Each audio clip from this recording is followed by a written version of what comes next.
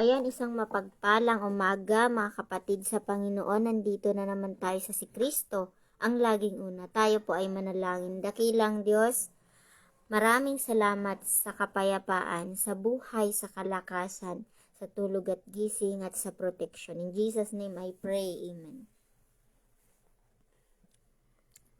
So, ayan. Lucas chapter 6 verse 36. Maging maawain kayo tulad ng inyong ama. So, dapat maging maawain tayo. Yung laging may malasakit sa kapwa, laging nandun yung pagtulong, laging nandun yung pagdamay kapag may mga problema siya, kapag kailangan niya ng hindi lang dahil sa financial, pati pa sa spiritual, sa lahat ng mga problema, ang kailangan nating gawin is ipanalangin siya at mag-share tayo ng mga Bible verses para sa kanya. Meron tayong makipag-banding tayo. Yung magkanta ng mga Christian songs. O di kaya mag-play ng mga instrumental Christian songs, ganon. Mamasyal. Para maaliw-aliw naman yung mga kapatid natin. Dalhin natin siya sa simbahan, ganon. O di kaya sa mga malamig na lugar na pwede siyang makapag-share ng mga problema aside yung mag-share siya sa yun ang problema niya doon sa church.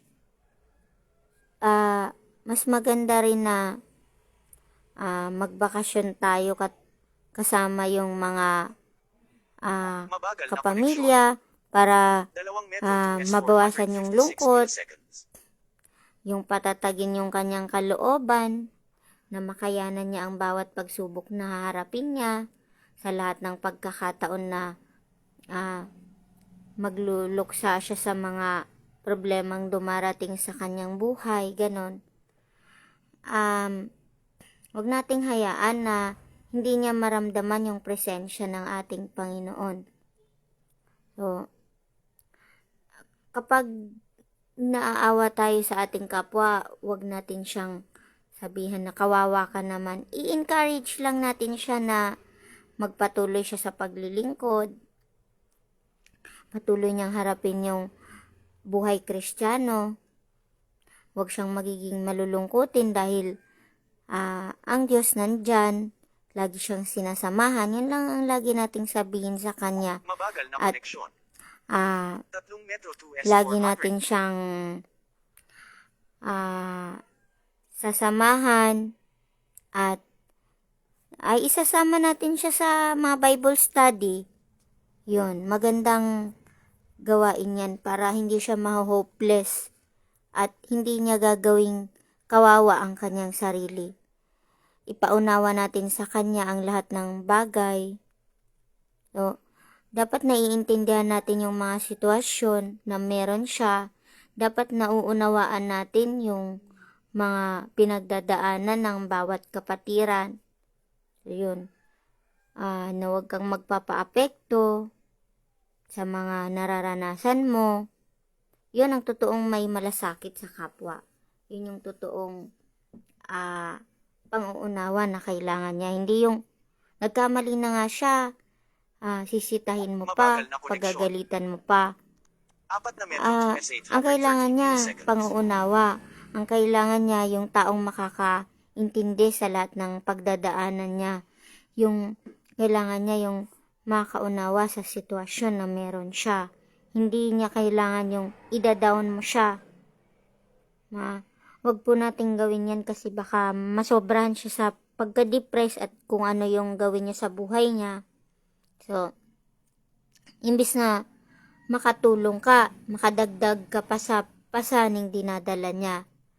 So, para mabawasan yung bigat na nasa sa loob niya, mag-share tayo ng mga verse na naaangkop sa pinagdadaanan niya. So, yun lang mga kapatid. Let us pray. Lord, salamat po sa magang ito na maging paalala nawa itong salitang aming napagbalay-balayan sa umagang ito, Panginoon. Lord, Mabagal itong na maghapong koneksyon. ito ay inyong pagpalain. Ano man po Dito lalabas ang mga comment. Mabagal na yung struggles na pagdadaanan namin, kayo na po ang nakakaalam. At sa mga nanonood po, Panginoon, Mabagal na pagpalain niyo po sila 5 Metro 12, upang nasa gayon ay 374 milliseconds. maramdaman nila ang inyong presensya. Nawa itong mga salitang ito ay maging paalala sa bawat isa na nanonood ngayon. At kayo na po ang bahala sa lahat ng mga may karamdaman.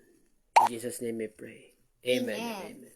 Amen. Tandaan, si Para Kristo ang i-access laging ito, una. mag-swipe Kapag pababa inuna gamit si ang apat na Kristo, daliri. tayo ay lalago. God bless.